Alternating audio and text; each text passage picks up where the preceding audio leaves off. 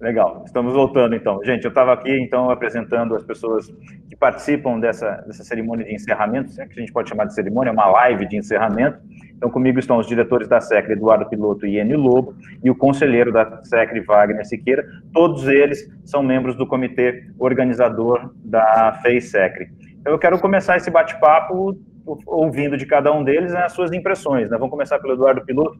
Piloto, me diz aí, depois dessa maratona pela qual vocês passaram, como é que você avalia essa edição digital da FEI-SECRE? Então, gente, primeiro obrigado aí pela participação de todos, né? O que a gente verifica é o seguinte, foi um tiro super curto, né? Vocês sabem quem está mais próximo daqui da organização, a gente tomou a decisão dessa feira em 27 de agosto, então praticamente em 45, nem 50 dias a gente tomou a definição, porque essa feira é uma feira que era uma feira sempre física, 22ª, era para ter acontecido em julho. No meio da pandemia, todas as feiras foram abortadas, mas eu volto a falar, as feiras físicas, elas estavam perdendo força a nível mundial, feiras de automóvel no Japão, nos Estados Unidos, porque as feiras físicas ficaram com um custo muito elevado pelo número de pessoas que participam, e eu acho que estava se tornando um pouco inviável alguns projetos, grandes feiras se juntando, uma, duas ou três, né? E daí, nesse momento de crise, nós aqui temos associados metal mecânica, pessoal em dificuldade de venda de seus produtos, tudo, e a gente falou, puxa, a gente tem que colocar uma alternativa, e daí começamos a conversar internamente. O Wagner, que é conselheiro, ele é da área de tecnologia e começou a pesquisar, o pessoal da organização da feira também, conversar com a gente, e daí a gente falou, vamos entrar com uma feira, que eu acho que é importante nesse momento, e a gente está muito contente com isso, porque eu acho que foi a FEI-SECRE com mais conteúdo de todas as, não que as demais não tinha conteúdo, tinha bastante tecnologia. Os últimos 3 anos a gente trouxe muito robô, muita coisa bacana na feira física, muita coisa, novidades, né? Mas essa feira, eu acho que a gente trouxe muitas pessoas que talvez pela pandemia, talvez até todo mundo um pouco mais sensibilizados, então todo mundo participou. Então, acho que as maiores empresas da nossa região, se brincar do Brasil, elas participaram das lives antes da feira, e todo mundo veio trazer seu conhecimento, pequenas e médias participaram também, falando das dificuldades, e a gente sempre gosta da FEI-SECRE, porque assim, a gente que é da área empresarial, quase sempre quando acontece alguma crise na Argentina, alguém demite muitas pessoas, está nós lá na imprensa aberta, normal, tentando explicar e dar um diagnóstico do que aconteceu, do que não aconteceu, e a feira é um momento de discutir alternativas, tecnologia, coisas positivas. Então, assim, é o momento mais gostoso que eu acho que a gente tem com relação à comunidade, é o momento da feira. E a feira, eu acho que ela atingiu esse objetivo, porque a gente conseguiu trazer um grupo de pessoas muito bacanas, que estavam às vezes nas suas casas, empresas que têm base às vezes em São Caetano, tem gente em São Paulo, teve gente em Manaus, e todas essas pessoas conseguiram, através da ferramenta, da plataforma online, estar com a gente e começar a dar as suas trilhas, as dificuldades, os caminhos, né? E eu acho que desmistificou muita coisa. Então, e é importante lembrar que a plataforma vai ficar durante 2 meses aí com toda a informação, com os estandes todos, né? E nós estamos aí também, começamos a formar acho um conteúdo bacana. A gente está com um canal no YouTube da SECRE, quem não conhece, entra lá. A gente está começando a colocar todos os conteúdos que a gente tem, para quê? Para começar a formar esse conhecimento. Então, eu acho que a gente ficou bem satisfeito, todo mundo que participou ficou muito feliz. Agora deu um frio na barriga do tamanho, a abertura bem no início ali, assim, a dificuldade de colocar a plataforma, o medo de não funcionar. A gente brincou, na segunda-feira a gente vai fazer uma reunião para levantar todas as lições aprendidas, o que a gente pode melhorar. Por exemplo, às vezes clicava no meu stand lá e clicava no vídeo, o vídeo estava embaixo, eu não estava vendo, coisas assim que a gente foi aprendendo juntos aqui. Então, acho que basicamente é isso, né? Eu queria passar a palavra para meus colegas aí. Então, Eduardo, foi o que você está falando aí agora, né? A dificuldade da indústria 4.0 é isso, são desafios. Essa feira veio para trazer um desafio para nós. Em pouco tempo, conseguir montar uma feira. A feira está com conteúdo espetacular. A indústria 4.0 exatamente vai ser isso. na primeira tentativa nossa, nós vamos ter algum probleminha, vai atrasar uns 10, 15 minutos. Durante todas as palestras vai gerar um probleminha. Na hora que começar a falar, vai parar, a indústria 4.0 vai ser assim. Mas ela veio para ficar. A feira nossa virtual aqui, se a gente não tiver mais condições de fazer uma feira presencial devido a tudo que está acontecendo no mundo, essa modalidade com certeza veio para ficar. Mas eu não poderia deixar de passar aqui hoje, gente, para agradecer novamente como o ano passado. ProImagem, Renata, parabéns pelo trabalho que você fez com a gente. A equipe da Ana está de parabéns com o trabalho que fez com a gente em tão pouco tempo. Eduardo, companheiro meu de 3 anos de diretoria na frente da SECRE aí, só eu sei o tanto que você dedicou esse último mês a essa feira. Dia e noite, correndo atrás de cada palestrante, correndo atrás de cada momento, de cada detalhe. Parabéns. Wagner, você com esse apoio seu aí, cara, foi espetacular. Se não fosse você atrás do digital ali, correndo atrás da informação, nós não conseguiríamos fazer essa feira. Você entendeu? E Rui, já tinha falado com você na última live, você é o cara certo, na hora certa, do jogo de bola, de tudo para fazer com a gente, cara. Muito obrigado. Você é jornalista de formação, mas tenho certeza que você conhece muito mais da indústria 4.0 do que muita gente, do que muito empresário que deveria conhecer. Muito obrigado mesmo.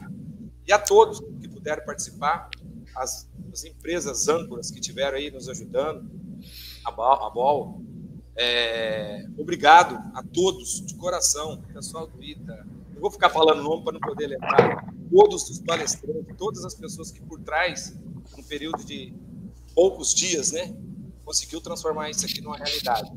2 meses vai ficar no ar. Quem não viu ainda, vê. Quem puder transmitir essa mensagem para alguns conhecidos, transmitam, porque eu tenho certeza que vale a pena.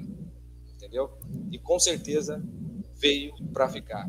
Empresário que não se adaptar vai ser atropelado. Ele vai ser atropelado mesmo em curto tempo. Não tem mais novo, não é médio. É curto. Em curto tempo não vai ter mais capacidade. Legal, Enio. Obrigado, agradeço aí a oportunidade de estar aqui com vocês, fiquei muito feliz mesmo, e debater os desafios da indústria também é uma dos assuntos que eu gosto de cobrir. Eu gosto de aviação, eu gosto de educação e eu gosto da atividade industrial, que eu acho que são alguns dos grandes drives que podem levar o país efetivamente para o desenvolvimento. Bom, então vou jogar a bola agora para o Wagner. Wagner, traz para a gente as suas impressões do que foi essa feira, faça os agradecimentos que você desejar fazer. Eu acho que é importante a gente começar agradecendo quem apoiou e quem acreditou na FACECRE, né? Obrigado, Rui. Eu fiquei por último, na abertura eu falei primeiro, agora eu fiquei por último. O Eduardo e o Enio falaram muito, sobrou pouco para mim. Não, eu tenho bastante coisa para falar. Primeiro, eu quero agradecer a todos os ex-coordenadores, ex-diretores, ex-presidentes de conselho da SECRE. Eu não vou citar nomes aqui de todos, né?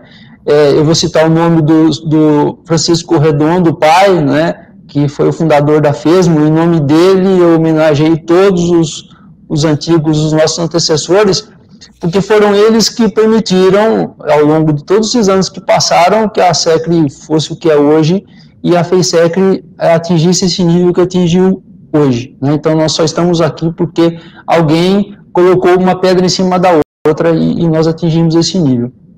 Em relação à FACECRE Digital, essa primeira, né, e inovadora, e ao nós fazermos a FACECRE Digital, nós estamos honrando a todos aos nossos antecessores, ela nos permitiu atingir um nível de penetração de mercado e um nível de disseminação de conteúdo muito grande, né? Se fosse um evento presencial ao vivo, poucas pessoas teriam oportunidade de ouvir um reitor do ITA, ouvir um vice-presidente da Embraer, ouvir um diretor de planta da GM, né? Então, com isso, esses eventos realmente eles democratizaram o conhecimento, né? O nível de profundidade que foi discutido e a simplicidade com que foi passado o conteúdo, eu acho que realmente superou todas as nossas expectativas, né? Nós aprendemos bastante nesses 2 dias, em termos de recurso, do que nós podemos fazer melhor. E eu tenho certeza absoluta que a próxima FaceSec Digital, nós acreditamos que a próxima continue a ser digital, ela vai ser muito maior, né, e muito mais abrangente. Agradeço a você também, Rui, que fez um excepcional trabalho, você vem sendo um maestro para nós em todas as lives que você fez, na feira também você manteve esse nível, né? Agradecer ao nosso capitão Eduardo, aí, porque é ele que foi lá, bateu o escanteio, cabeceou, fez o gol, bateu o pênalti, defendeu quando precisou, né? Então, a equipe toda, a Ana, a Renata, enfim, o pessoal da SECRE que trabalhou também, os conselheiros atuais que também nos ajudaram a divulgar, enfim, o agradecimento é muita gente para agradecer, né? E os expositores que confiaram, né, em algo muito inovador, ou seja, abraçaram a causa, e estão aí, e nós fazemos voto e vamos continuar trabalhando para que eles escolham os resultados da participação nessa 22ª FaceSec e primeira digital. Tá certo. Perfeito, perfeito. Bom, então vamos começar a bater um papo sobre o que a gente deve tirar desses aprendizados todos daqui, o que a gente faz pela frente, né? Anteriormente, a gente trabalhou muito a discussão da indústria 4.0 e de como aplicá-la, né? A série de lives ela foi muito prática, trouxe os pontos mais sensíveis.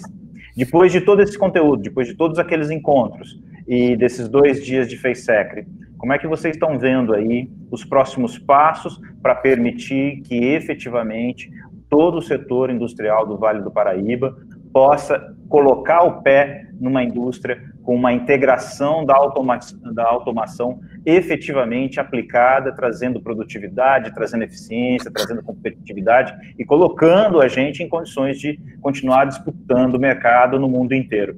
Quem quer falar um pouquinho sobre isso? Eu quero falar um pouquinho. Só um pouquinho. Começa vendo essas lives. Uhum. Primeiro passo já é começando vendo essas lives aí. Isso. Iniciar. Que ali, com certeza, ele vai pegar muita dica, muito conteúdo, e ali ele vai ter informação até de onde querer buscar a informação. Isso aí. Tá certo. O que a gente queria falar, assim, na realidade, assim, faz 3 anos que a gente vem batendo falando da indústria 4.0, digitalização, né? E há uns 3 anos atrás a gente conversou sobre montar tipo um conselho, um comitê de tecnologia na cidade, fazer algum trabalho assim. O que a gente percebeu, né? Eu vou citar aqui um evento, teve um evento da Fraunhofer, que é o Instituto Alemão, que desenvolveu esse conceito da indústria 4.0, né? E o Mano era o desenvolvimento da prefeitura aí, que é parceiraço nosso, e ele ia falar na palestra dele sobre colaborações internacionais, né? Daí, naquele momento, eu bati um papo com o Mano e falei, puta, Eduardo, vamos pesquisar o que a gente pode fazer de relação de colaboração internacional.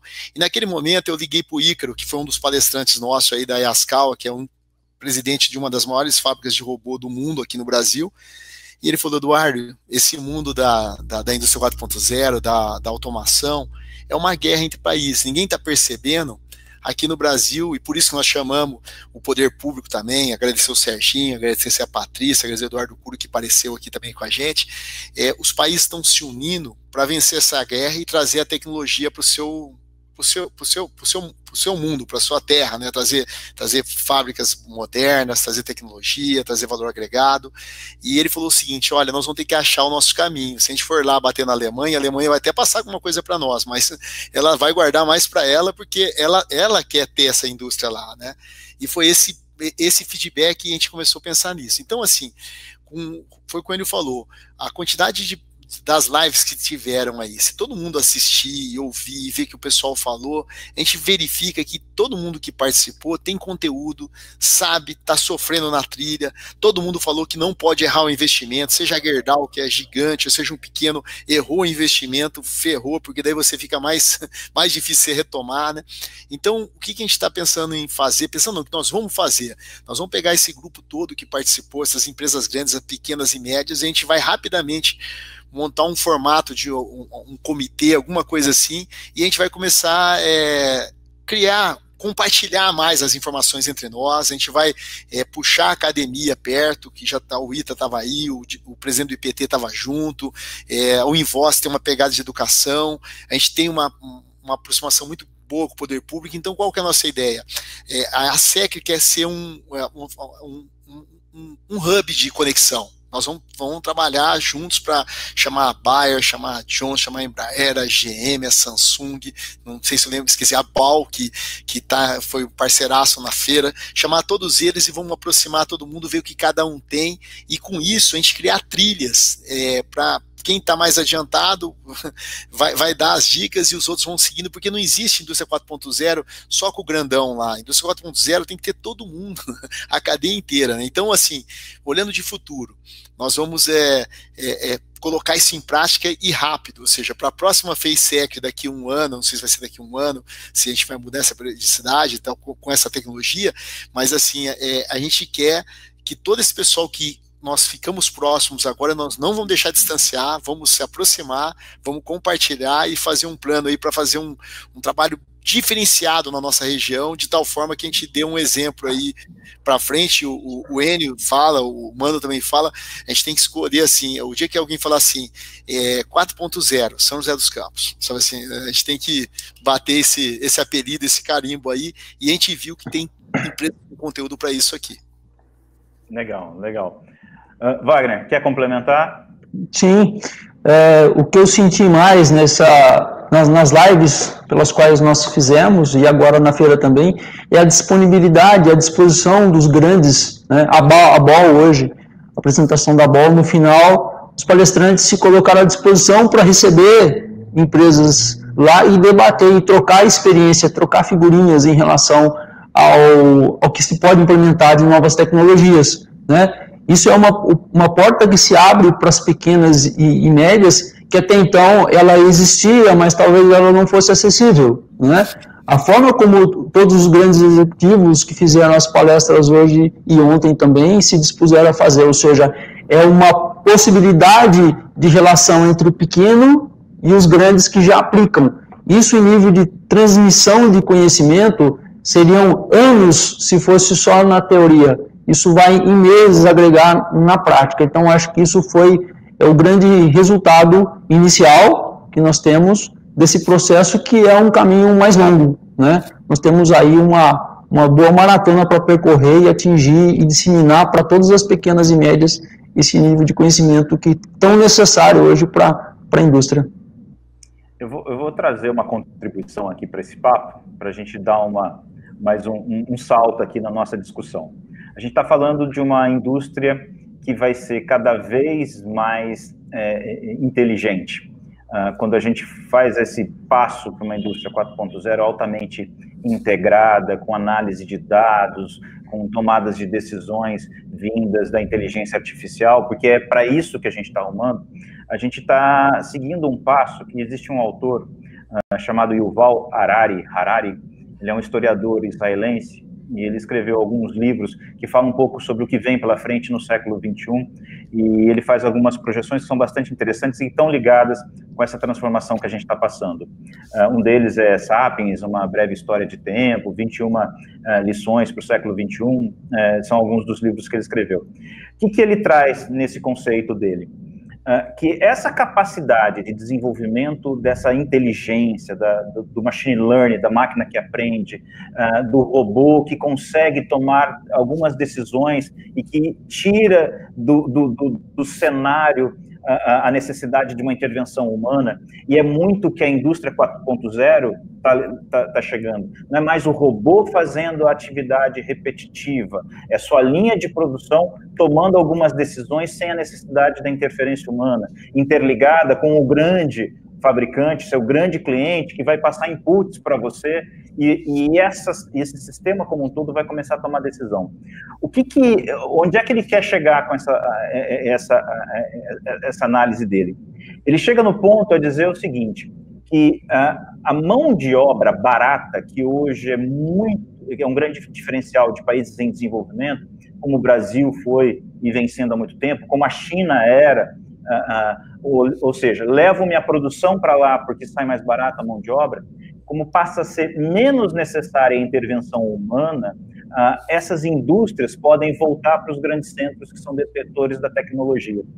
Então, você pode ver no futuro uma retomada da produção industrial em países como Alemanha, França, Estados Unidos, Inglaterra, onde hoje você tem a criação, o design, a inovação, e manda um chinês fabricar e compra de uma fábrica brasileira. Portanto, você que está fazendo esse seu movimento em direção a uma indústria 4.0, precisa olhar nesse universo aqui de 10, 15, 20, 30 anos para frente, porque é esse o cenário que a tecnologia vai gerar daqui a alguns anos. Portanto, fazer essa integração com eficiência agora significa estar mais preparado para não deixar esses empregos e essa sua atividade ir de volta, por exemplo, para os países de primeiro mundo. Então, colocando isso pela frente, eu queria jogar agora a bola para vocês e para que a gente possa discutir isso. Como é que estão as nossas condições de poder fazer isso? Como é que está o acesso à tecnologia? Como é que está o acesso ao financiamento? Como é que está o acesso a máquinas de última geração? Como é que está o acesso a trazer para cá a capacidade produtiva que hoje não está no Brasil, né? Está lá na China, está na Ásia. Existe isso, essa preocupação de vocês, empresários, e como é que é possível fazer isso? Logicamente, se integrando à academia e ao poder público. Piloto, você quer começar? Posso começar. Então, na realidade, assim, o desafio é o seguinte, você tem que ter competência para fazer qualquer coisa, competência, competitividade, qualquer coisa que você for desenvolver, seja uma pizzaria, uma padaria, você tem que fazer aquilo bem, e o custo do capital. Uma grande dificuldade que a gente tem no Brasil, principalmente para o pequeno e o médio, você pega numa Alemanha, o BNDES deles é o contrário, ele não empresta para a Siemens, porque a Siemens já é muito forte, e ela despeja dinheiro nas pequenas e médias, por quê? Porque é ali que precisa de recurso. Aqui é diferente, por exemplo, você vai sair com uma linha, por exemplo, uma linha inovativa, com 2 robôs ou 3 robôs integrados, a gente tem isso lá na Tecal, mas o que acontece? Eu não consigo uma carência de 3 meses, ou seja, eu faço um financiamento hoje, para daqui 30 dias estar pagando, então a minha curva de aprendizado tem que ser absurdamente competitiva. Então esse é um grande problema que eu acredito que vai ter que ter políticas públicas como o offset, achar caminhos para colocar a nossa empresa em condição de buscar essas linhas melhores. Então esse eu acho uma grande dificuldade nossa aqui, por exemplo, nossa região que tem muita empresa com tecnologia, com equipamentos modernos, com tudo, todo mundo tem que ser muito guerreiro para conseguir buscar esse equipamento, e eu e o Enio fomos ano passado numa viagem de negócios em Portugal, qualquer financiamento lá, 2 anos de carência, 1,5% ao ano, 8 anos para pagar, o banco faz uma apresentação para você e quer deixar você seguro que ele é forte o suficiente para prestar dinheiro para você. Olha que você fica assim, nossa, eu acredito em você, e aí o cara continua explicando que ele é muito forte. Então, assim, esse é um grande problema. A gente tem o problema da educação, que vocês sabem, a gente discutiu bastante aqui, mas eu acho assim que num polo como o nosso, hoje eu tenho uns 20 garotos que mexem razoavelmente bem com o robô. Na onde que eu estou perdendo o jogo? Nos financiamentos, né? Taxa de 17%, 15% ao ano, brigando com e-mail, como que você faz isso? Então, esse é um grande, vamos falar, gargalo a ser descoberto o que fazer, né? Enio, além da questão do capital, do custo do capital, quais são os outros pontos que precisam ser enfrentados para a gente poder continuar progredindo? Eu acho que primeiro é o paradigma. Além do capital, do recurso humano, é o paradigma da gente ter a certeza que nós precisamos disso. Tem muitas empresas de pequeno porte que ainda ela não consegue enxergar dentro dela o que pode ser feito.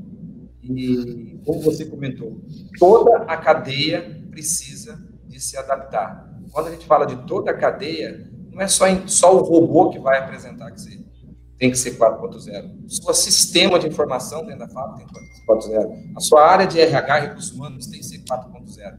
Então, acho que o principal hoje para nós é o empresário, o pequeno empresário, aquele que tem 5 funcionários, 3 funcionários, 10 funcionários, ele entender que ele tem a necessidade de entrar nesse caminho. O Eduardo lembrou de uma viagem que nós fizemos Nosso capital humano, que é a percepção que eu tive em relação a Portugal, onde nós tivemos, nós estamos muito além deles. Só que, em contrapartida, a parte financeira, a resposta deles está muito superior à nossa. Esse é o fator principal para mim, política pública, de começar a tentar reverter e industrializar o nosso país, capacitar quem gera emprego e empreendedor financeiramente para ele poder dar continuidade disso. E o empresário de saber, aquele pequeno, que ele faz parte desse processo, ele precisa correr atrás de informação, ele como dono da empresa ou gestor da empresa, ele tem que puxar isso, não só depender abaixo dele. Ele tem que ser a primeira pessoa que vai querer isso para a empresa dele, se informar, estudar, entender o que está acontecendo. A metáfora que eu queria fazer é o seguinte: nós somos boas sementes, mas a gente está sendo cultivado num terreno meio árido. E se a gente não conseguir... A diferença é que somos árvores com pés e cérebro, né? Então a gente pode tentar modificar um pouco o ambiente onde a gente está crescendo. A gente não é passivo nessa história. Então, acho que talvez isso seja um bom indicador, né? Olha, a gente tem potencial, a gente tem capacidade, a gente consegue fazer as coisas porque a gente tem jogo de cintura e criatividade. O ambiente não é adequado para a gente crescer, então, portanto, a gente precisa se mexer para fazer com que a água chegue, para fazer com que a luz seja suficiente, que o calor fique controlado. É mais ou menos nessa linha que a gente está indo, né? Eu vou passar a palavra para o Wagner.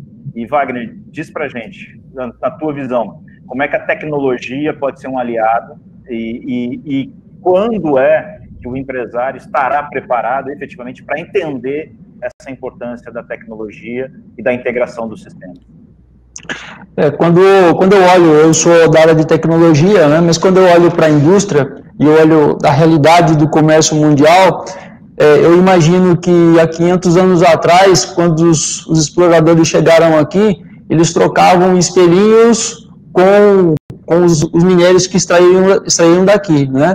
Hoje não mudou muito, porque leva-se 9 toneladas de minério de ferro e entrega um smartphone.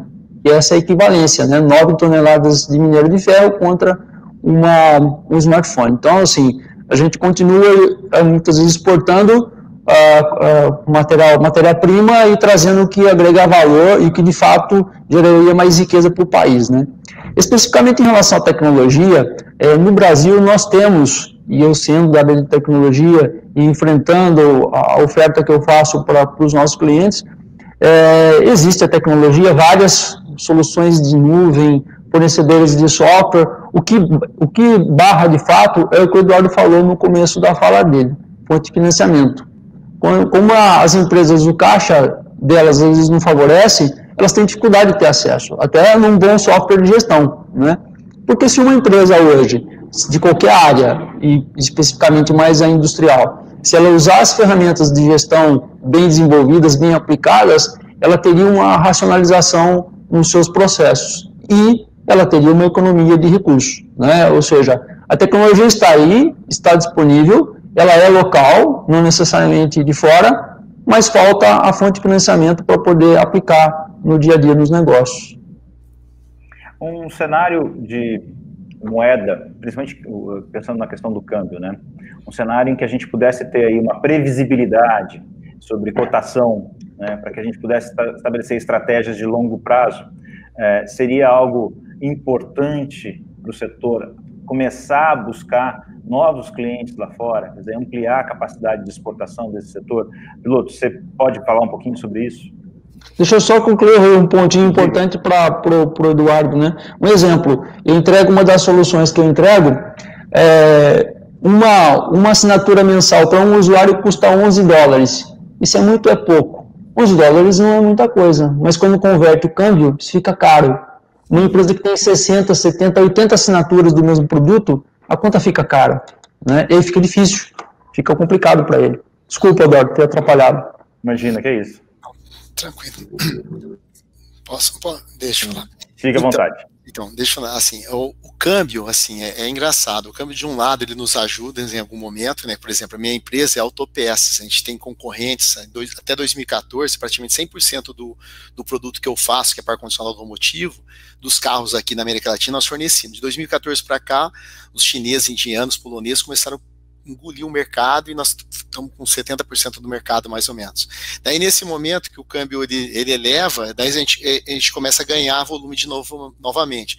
Mas, ao mesmo tempo, por exemplo, na nossa fábrica, 95% de tudo que tem lá investido são equipamentos europeus, equipamentos japoneses, daí você vai para o câmbio, e o câmbio pesa, né, na compra de tecnologia. E daí, aliado a um câmbio que pesa, daí você também não tem políticas, por exemplo, o BNDES aqui, por exemplo, para você fazer um financiamento direto, eles vão falar assim, você tem que ter um faturamento de cerca de 40 milhões de reais por ano, né? Então poucas empresas vão chegar nesse faturamento, e você vai lá, você quer fazer um investimento de 2, 3 milhões, eles vão falar, não, o investimento mínimo é 10 milhões de reais, então assim, você não chega naquele tamanho, né? E eu sempre falo, assim, bastante isso. A SECRI tem tipo um associado que a gente brinca que ele está tipo na zona da morte, assim. Por que é da zona da morte, assim, né? Nós temos algumas startups, algumas empresas de 3, 4, 5, 6 funcionários, 7 funcionários, no conselho, 10 funcionários, mas a gente tem uma gama grande de empresas que estão assim com 50, 60, 40, 70 funcionários, que ele não é mais aquele pequeno que o próprio dono faz tudo, né? Mas ele também não é o grande, que tem esses recursos ou de uma multinacional ou recurso de fora.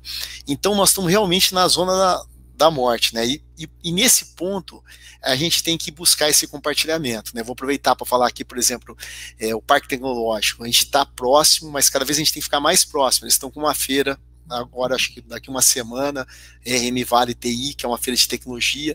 Eu aproveito e falar assim, nós temos que estar juntos, ou seja, né, eles têm uma série de componentes bacana lá, nós temos outros aqui, e nós vamos ter que achar essa solução juntos. Eles têm um monte de startups, mas nós temos um monte de empresas que às vezes vai ser o startup dele daqui a uns anos, então assim, nós temos que se aproximar nesse momento, e com os grandes, todo mundo que ajudou a compor essa feira, que nós já falamos os nomes das empresas grandes, se a gente se juntar todos aí, nós vamos talvez derrubar os paradigmas que o Enio falou, dando mais orientação para o pequeno. Nós vamos abrir negócios com os grandes daqui, que às vezes vai comprar em outra região e vai abrir o negócio para nós. A gente vai estar mais perto do Parque Tecnológico de uma maneira já integrada, mas mais integrada ainda. Então, o que eu acho assim de mensagem que a gente tem que sair dessa feira?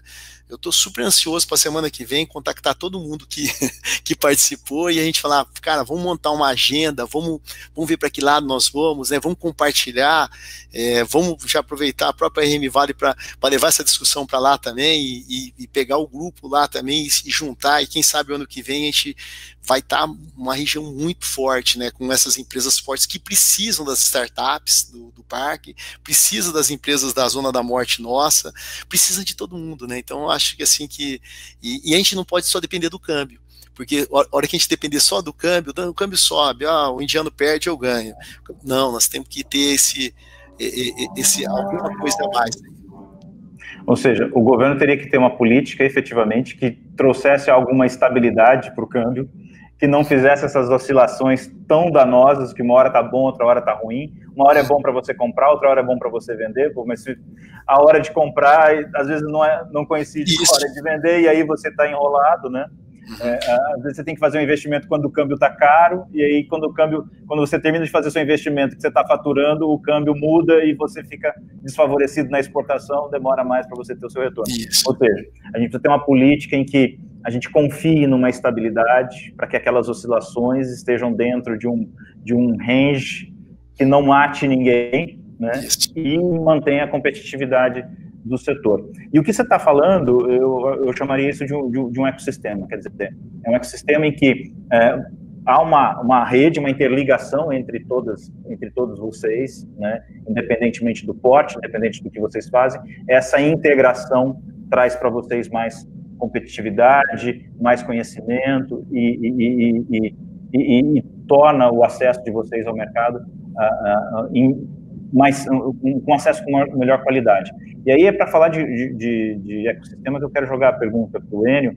Enio, na sua visão, qual é o grande desafio para que a gente possa, a partir de um momento em que a gente faz um encontro como esse, a gente conversa e traz um monte de ideias, um monte de inovações, transformar isso em ação, quer dizer, convencer todo mundo que participou, que ouviu, que realmente precisa dar alguns passos e para dar esses passos todo mundo tem que caminhar junto. Qual que é o grande desafio de conseguir fazer esse convencimento e botar essa roda para girar? É até gostoso ouvir vocês falando assim, aquele que eu tinha falado. Quem vê as lives vai ter tudo na mão. Uma das lives da Johnson, ela falava lá que nós temos que arrumar a solução próximo de nós, perto de nós, entre nós aqui internamente. E é isso que vocês acabaram de falar. Do câmbio é um grande problema, isso é para nós positivo e negativo. Se você exporta, é bom. Se você importa, fica mais cara a mercadoria.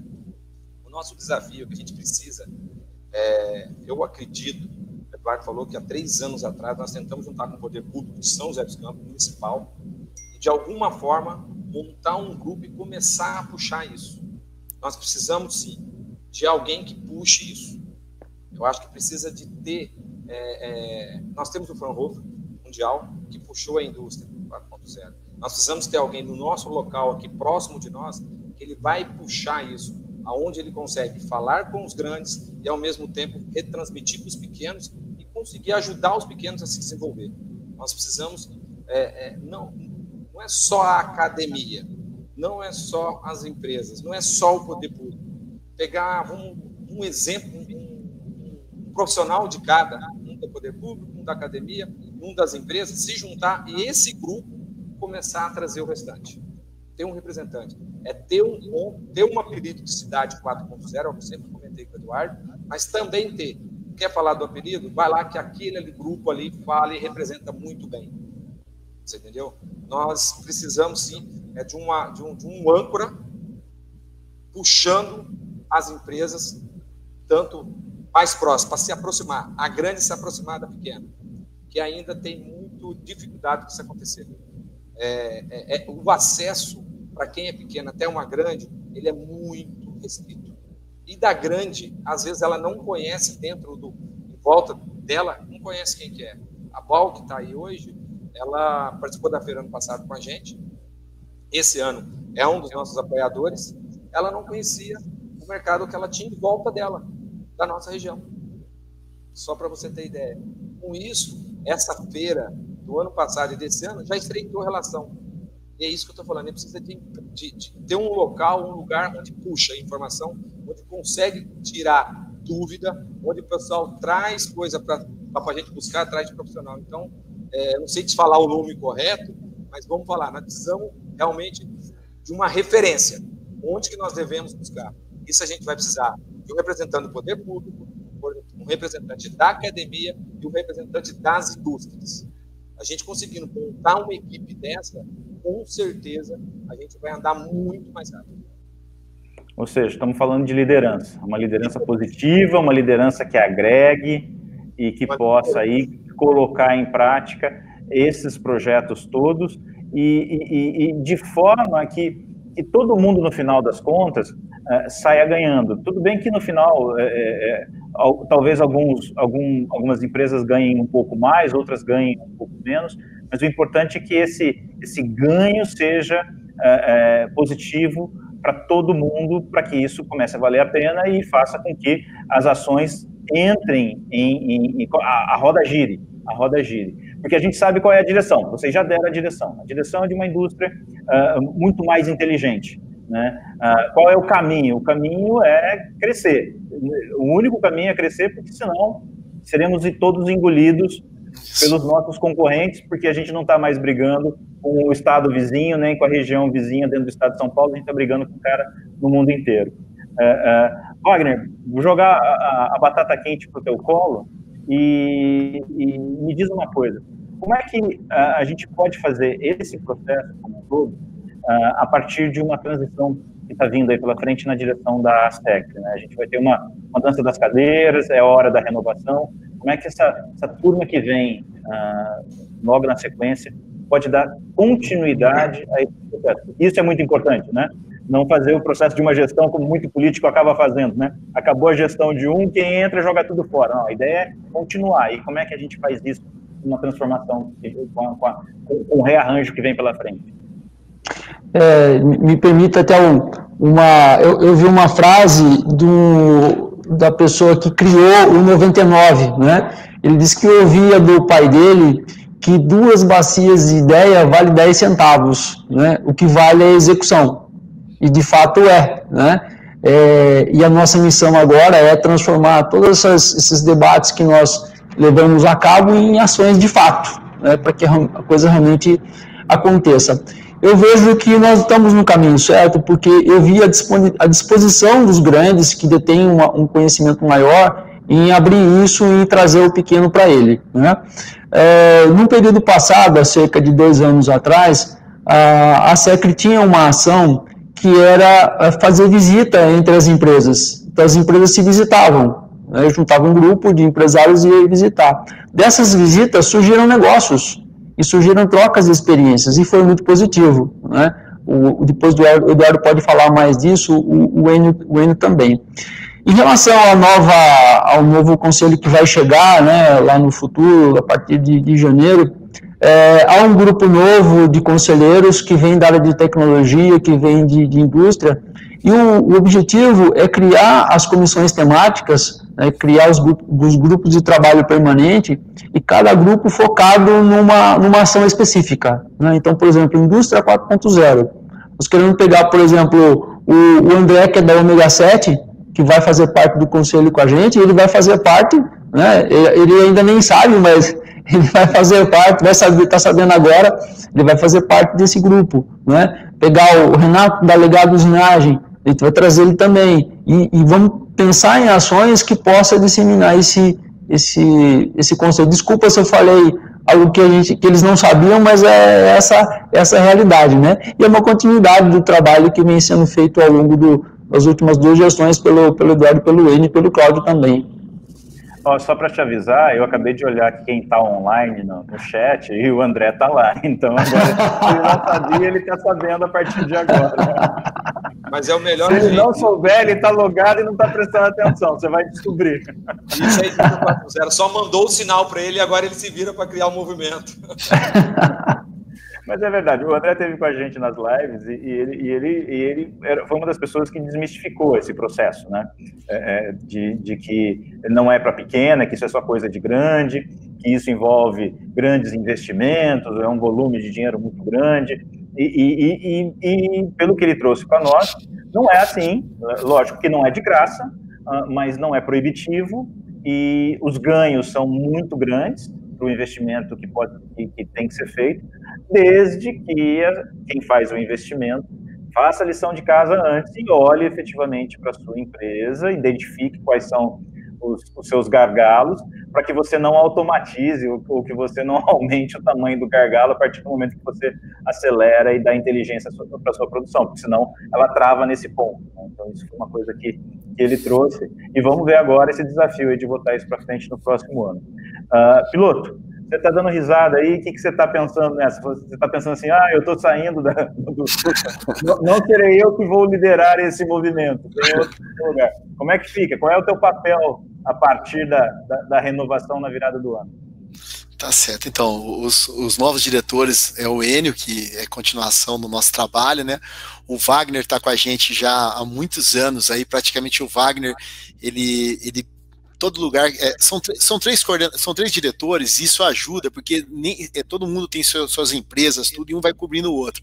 E eu falo que nos últimos 6 anos, o Wagner sempre foi o quarto diretor, porque onde a gente não consegue chegar, a gente convida, o Wagner vai no Poder Público, vai em tudo quanto é lugar. Tem o Bruno da TecDuto também, que vai ser parceiro junto com eles, né? E eu falo pra você, eu gostei tanto desse trabalho na SECRI. Eu falo o seguinte, a SECRI, quando me convidaram para entrar na SECRI há uns anos atrás, eu achei que ele atrapalharia a minha empresa, né? Tava tão difícil na minha empresa que a SECRI foi uma maneira de oxigenar, de ver coisas novas, ver pessoas sofrendo também, e eu cresci muito com isso. Então, assim, qual que é a ideia que o Wagner falou? A gente trouxe uma série de conselheiros novos, por exemplo, a BAL, que foi patrocinador é conselheiro com a gente verificou uma série de empresas aqui grandes que até tentaram entrar no conselho, mas devido a compliance, mas são empresas que estão nesse grupo de palestras aí bem bacana. Então, assim, além do conselho formal, que é o conselho de 22 ali, a gente vai ter muita gente boa ajudando. E qual que é a ideia, né? Quanto mais pessoas estiverem nesse grupo, vocês sabem disso no Invoz, para dividir, né, para montar esses comitês, né, eu acho que a gente vai fazer trabalhos bem bacanas. Então, assim, a gente está com trabalhos sociais muito fortes, trabalhos de compartilhamento de competitividade muito fortes. Em todas as áreas a gente está com trabalhos fortes, né, e eu vejo que a SECRE, ela nasceu nas Chácaras Reunidas, mas a SECRE para nós é o quê? É uma associação de empresários. Pode estar em Caçapava, em qualquer lugar, a gente quer puxar todo mundo que queira fazer, e agora com o virtual tem chance até de puxar a gente de longe. Então, assim, eu vou para o Conselho Institucional, né, ou seja, a partir do ano que vem eu faço parte do institucional, vou continuar lá até ficar velhinho lá, uma vez por mês lá aparecendo, mas se eles deixarem aí, eu quero ajudar a fazer essa interface com essas empresas, ajudar, né, no dia a dia, como tem uma série de outros conselheiros que estão lá já, tem uns 13 conselheiros bem ativos, né, e mais gente nova entrando. Então eu acho que o grupo vai aumentar só, né, e aumentando o grupo a gente vai fazer muita coisa bacana aí na comunidade. Legal, legal. Bom, gente, a gente está quase chegando nos finalmente, a gente tem aí mais 10 minutinhos aí para encerrar.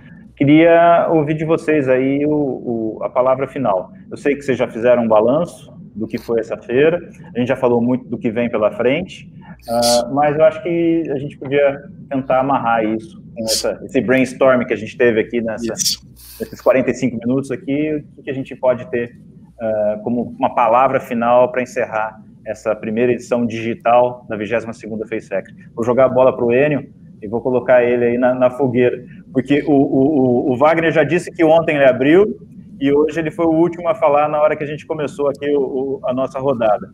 O piloto, ele já falou bastante ontem, e ontem você escapou.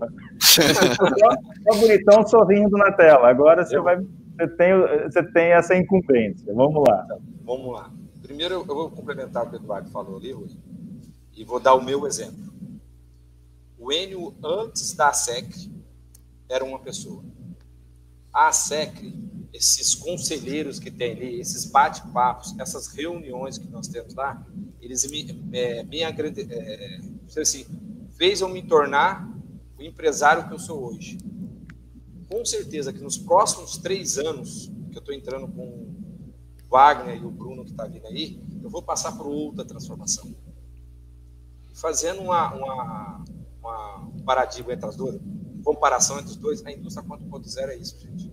A gente vai precisar se falar dela, a gente vai precisar estar no meio de outras pessoas, outras empresas, para poder se autodesenvolver. Então, a gente andar junto vai ser muito importante. Se a minha empresa ou qualquer outra empresa tentar se desenvolver sozinha, ela vai ter o seu início e fim. Ela não vai conseguir ir mais longe. Então, ela precisa de outras pessoas, outras empresas.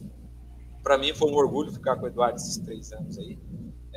O Wagner já falou dos ex-presidentes da SECRE, ex-diretores da SECRE.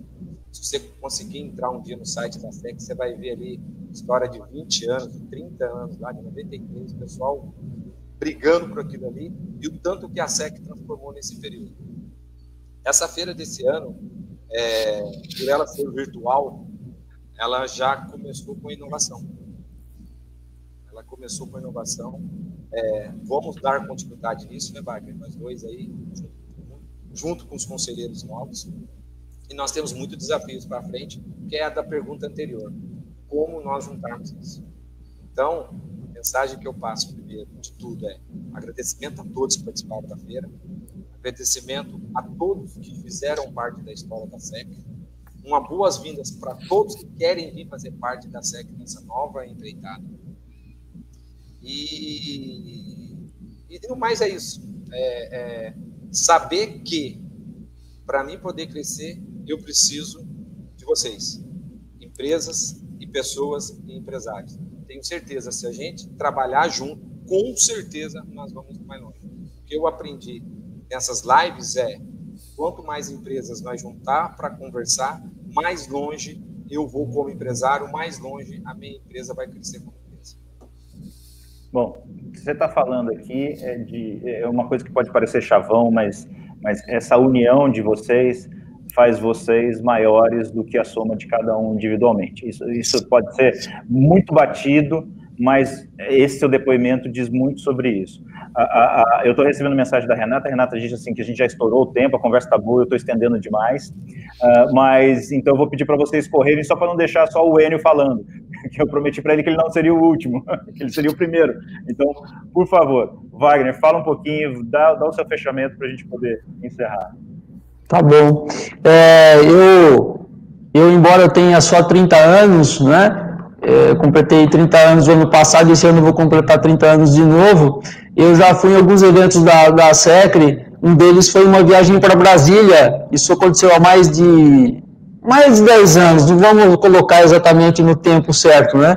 Nós vamos fazer uma manifestação lá, nós saímos 5 horas da tarde, passamos viajando de ônibus de madrugada e depois 5 horas da tarde, no dia seguinte a gente estava de volta, né? Então eu tenho uma história longa aí de ASECRE. Eu vou ser o primeiro diretor da ASECRE que não é do Chacras Unidas. Isso é uma ação da ASECRE no sentido realmente de não ser mais território, ela é da região toda, né? Em relação aos desafios, você pode ter certeza, Rui, esses desafios que se abriram agora com essas lives e com a FaceSecre digital, você pode ter certeza que você não está imune nesse processo, ou seja, em voz, você, né?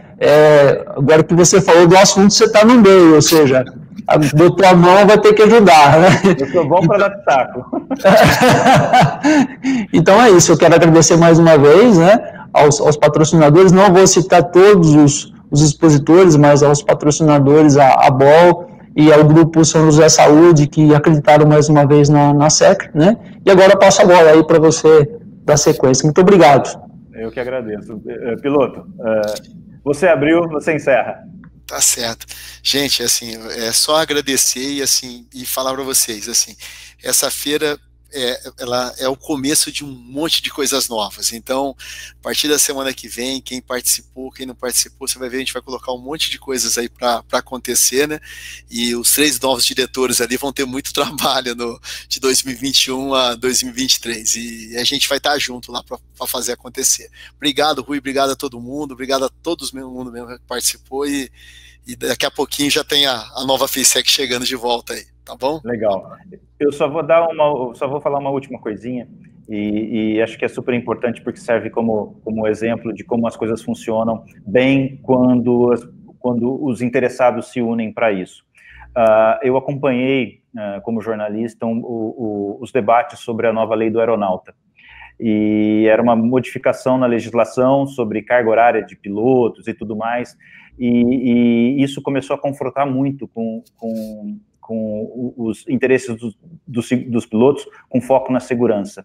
Eles viram que a nova lei do aeronauta tinha alguns dispositivos que poderiam complicar muito a vida deles e colocá-los em riscos por causa de jornada de trabalho, coisas desse aspecto. O que eles fizeram? Eles não ficaram de braços cruzados, eles se uniram através do sindicato que os representa, foram buscar experiências fora, buscaram estudos na Austrália que mostravam que se a lei fosse implementada daquela forma, haveria problema, principalmente de fadiga, e isso era um problema para a segurança. Convenceram deputados, fizeram propostas, modificaram a legislação, e a lei do aeronauta, quando foi aprovada contemplando aquilo que eles entendiam que era importante para a categoria. Então, eu queria só deixar isso como um exemplo, porque, às vezes, no dia a dia da luta de vocês estão todo dia tentando matar um leão para continuar vivo, né? Mas precisa ter um espacinho para que vocês possam se reunir, se articular, dizer o que é realmente bom para vocês e bater na porta. E aí, esse contato que vocês têm com o Sérgio Vitor, com o Eduardo Cury, com os outros representantes políticos da região, porque isso faz parte desse processo de defender os interesses da indústria local. Se isso é feito de uma forma boa, é aquilo que a gente falou na live com o Eduardo Cury e com o Serginho. É o lobby do bem, é vocês defenderem efetivamente o interesse de um setor que produz, que emprega, que gera riqueza e que desenvolve o país. Então, eu quero agora, então, depois que a gente já falou um montão e já são quase 8 horas da noite, eu quero muito agradecer vocês por ter podido dividir esse espaço aqui para a gente tratar desses assuntos que são super importantes. Desejo muito sucesso para vocês, desejo muito sucesso para a próxima FACESECRE, que os aprendizados possam trazer novos desafios, e quero aproveitar aí e agradecer também os patrocinadores, a BOL e a São José Saúde, que acreditaram em mais uma edição da FACESECRE, e a cada um dos expositores que estiveram com vocês aí. Gente, sucesso, muito obrigado, e até a próxima FACESECRE. Tudo de bom. Tchau, tchau.